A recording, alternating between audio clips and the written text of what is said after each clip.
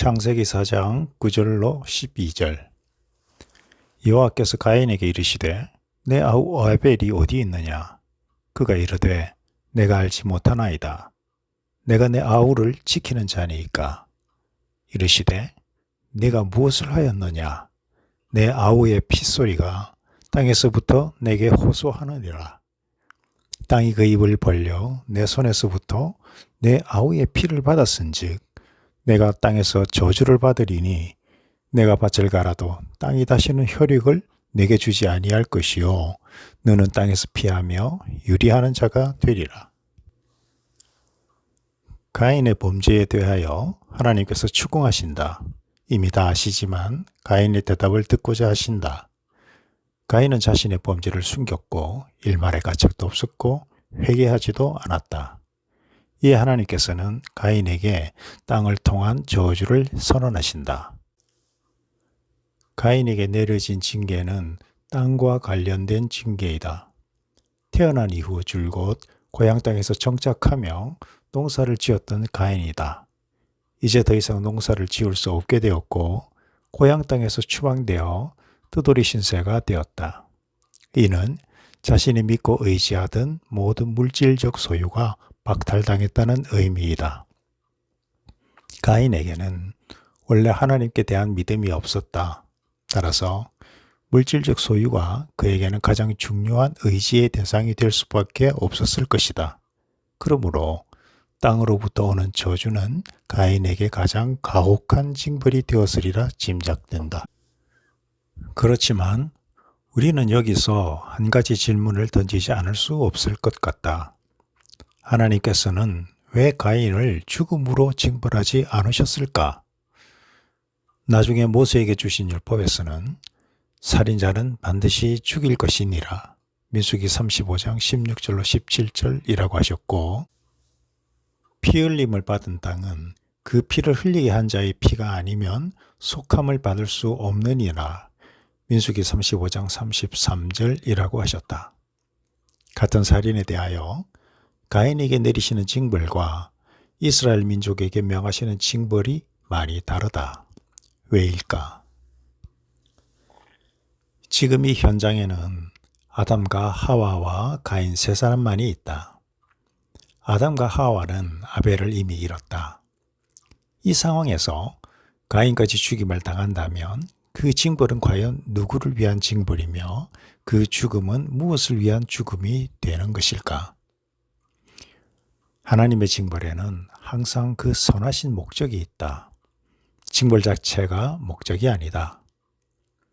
이 상황과 모세 때의 상황은 많이 다르다. 그러므로 모세 때 이스라엘 백성들을 하나님의 거룩한 공동체로 세우시고자 정하신 징벌과 아담과 하와와 가인 이 세 사람이 전부인 지금의 상황에서 정하시는 징벌은 충분히 다를 수 있는 것이다. 가인의 살인사건에 대한 하나님의 해법은 가인의 죽음이 아니라 셋의 출생을 준비하시는 것이었다. 하나님은 아담과 하와가 더 불행해지는 것을 원치 않으셨던 것 같다. 그리고 그들이 마음에 큰 상처를 딛고 두려움 없이 셋을 또 잉태하고 나올 수 있도록 배려하신 것이라 여겨진다. 가인에 대해서도 죄를 다스리지 못하는 그 연약함을 불쌍히 여기셨던 것 같다. 내 생각이 너희의 생각과 다르며 내 길은 너희의 길과 다름이니라. 여호와의 말씀이니라. 이는 하늘이 땅보다 높음같이 내 길은 너희의 길보다 높으며 내 생각은 너희의 생각보다 높음이니라. 이사야서 55장 8절로 9절. 창세기 4장 13절에서 15절. 가인이 여호와께 이르되 내 죄물이 지기가 너무 무거우니이다. 주께서 오늘 이 지면에서 나를 쫓아내시온즉 내가 주의 낯을 배웁지 못하리니 내가 땅에서 피하며 유리하는 자가 될지라. 무릇 나를 만나는 자마다 나를 죽이겠나이다. 여호와께서 그에게 이르시되 그렇지 아니하다. 가인을 죽이는 자는 벌을 7배나 받으리라 하시고 가인에게 표를 주사 그를 만나는 모든 사람에게서 죽임을 면하게 하시니라. 가인이 느끼는 징벌에 대한 무게감은 앞에서도 밝혔듯이 충분히 공감이 간다. 그는 절망적이었음이 분명하다. 그렇지만 죄인으로서의 그 민낯은 여실히 드러나고 있다. 스스로의 잘못을 돌아보기보다, 그리고 자신의 행위로 인하여 고통받았을 하나님이나 부모의 마음을 헤아리기보다 오로지 자기 자신이 당할 고난과 위험에만 집중하고 있다. 철저하게 자기중심적이다. 동정의 여지가 없어 보이는 죄인이다. 그런데 하나님께서는 왜 살인죄를 저지른 가인을 바로 선처하시는 것일까? 사형에 처해도 부족할 사람에게 추방 정도의 징계에 더하여 선처까지 베푸시는 것을 어떻게 이해해야 하나? 이 문제에 대한 실마리는 14절에 내가 주의 낯을 배웁지 못하리니 라고 하면서 이어지는 가인의 호소에서 찾을 수 있을 것 같다. 가인의 이 호소는 하나님의 보호로 인하여 자신이 그동안 안전을 누렸었다는 것을 시인하는 내용이다. 하나님의 보호가 없어지면 자신의 생명이 바람 앞에 등불 같은 처지가 된다는 인식이 분명하게 드러난다. 자신은 하나님의 선처가 꼭 필요하다는 것을 인정하고 있는 것이다. 이는 가인이 하나님을 새롭게 인식하기 시작했다는 증표라고 볼 수 있겠다. 바로 이 점을 보시고 하나님께서 가인에게 긍휼을 베푸신 것이 아닐까 싶다. 너희는 여호와를 만날 만한 때에 찾으라. 가까이 계실 때에 그를 부르라. 악인은 그의 길을, 불의한 자는 그의 생각을 버리고 여호와께로 돌아오라. 그리하면 그가 긍휼히 여기시리라. 이사야서 55장 6절로 7절.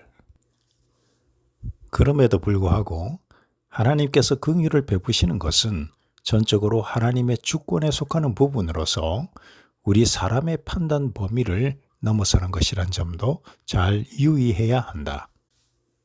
나는 은혜 베풀 자에게 은혜를 베풀고 긍휼히 여길 자에게 긍휼을 베푸느니라.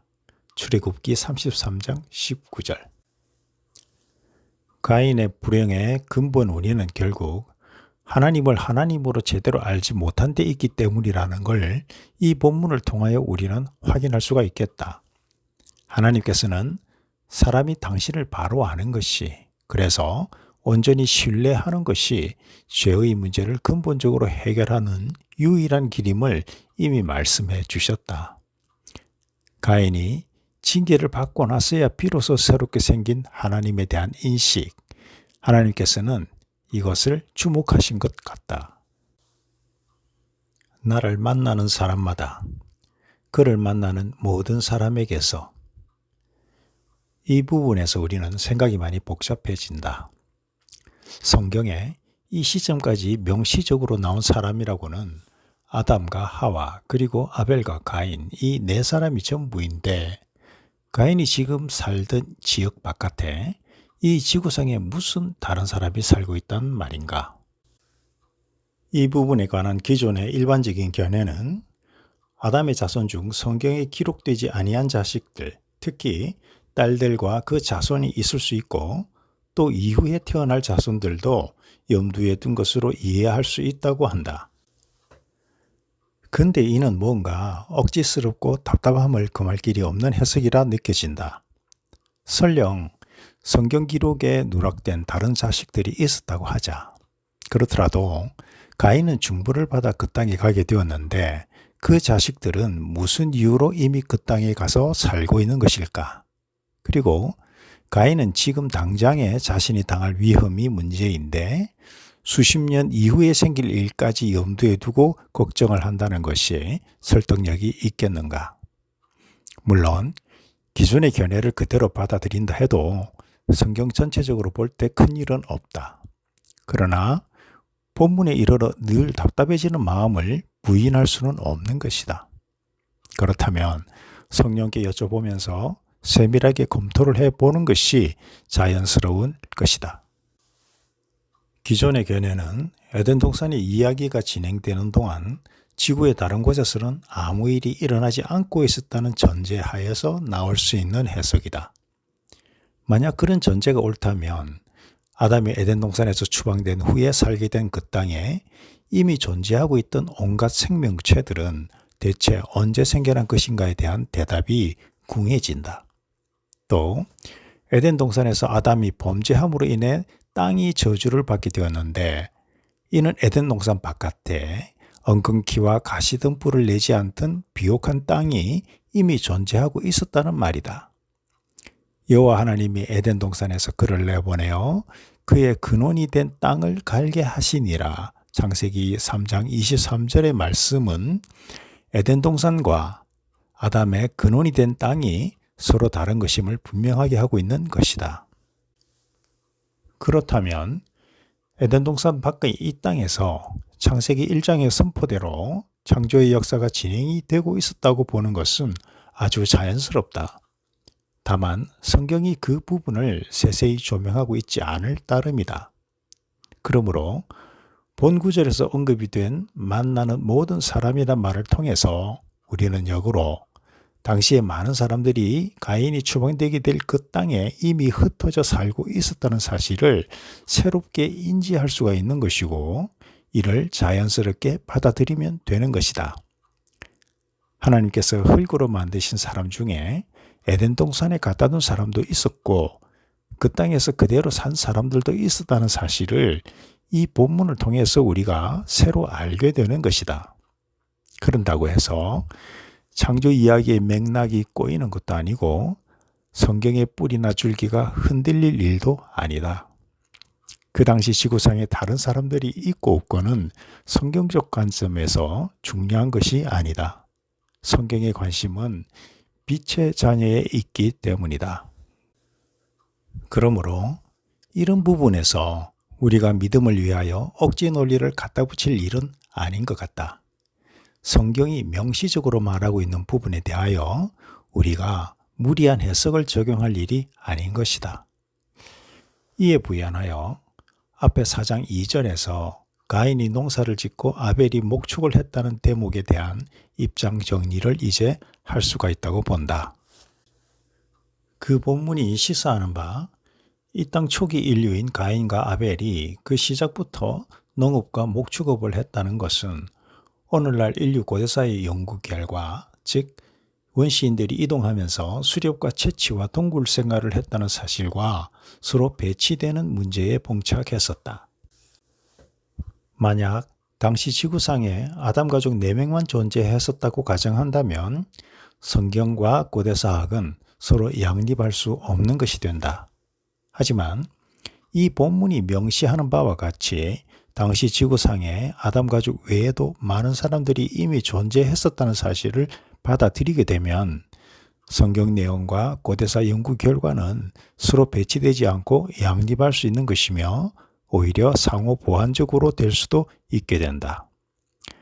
가인과 아벨이 농사와 목축을 시작하기 전에 에덴 동산의 바깥 땅에서 살고 있던 인류가 수렵과 채취 생활을 해왔다는 것이다.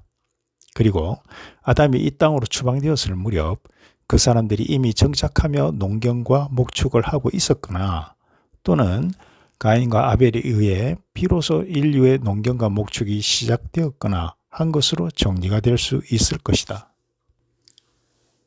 이 점에서 우리는 학문과 성경 간의 일부 논쟁에 관하여 생각을 한번 정리해 볼 필요가 있을 것 같다. 에덴 동산에서의 일이 진행되는 동안 동산 바깥의 지구에서는 얼마만한 세월이 경과했는지 또 어떤 일들이 일어났는지 성경은 말해주고 있지 않다. 따라서 에덴 동산 바깥 세상의 일에 대하여 우리는 당연히 알 길이 없다. 그것은 1장의 기록이 전부다. 그렇기 때문에 오늘날 고대사학이나 고대 지구 역사에 관한 학문적 연구 결과들에 대하여 성경, 특히 창세기 1장에서 3장의 내용을 근거로 진실 논쟁을 하는 것은 적절하지가 않다. 물론 진화론은 별개의 문제다. 선악과 범죄로 인해 땅이 저주를 받은 사실을 다시 한번 생각해 보자. 이 저주로 인해 전 지구적으로 커다란 변혁이 일어났다는 말이 된다. 즉, 사람이 경작하지 않아도 저절로 먹거리가 풍성하게 자라나던 땅이 어느 순간부터 가시덤불과 엉겅퀴로 덮인 척박한 땅으로 변하게 되었다는 것이다. 이는 기존에 존재하던 지구상의 모든 생명체들에게 급작스럽고 치명적이며 광범위한 환경 변화가 일어났다는 것을 의미한다. 전 지구적으로 대규모 화산 폭발이 있었을 수도 있고 빙하기가 왔을 수도 있으며 그래서 공룡들의 멸종 상황이 왔을 수도 있다.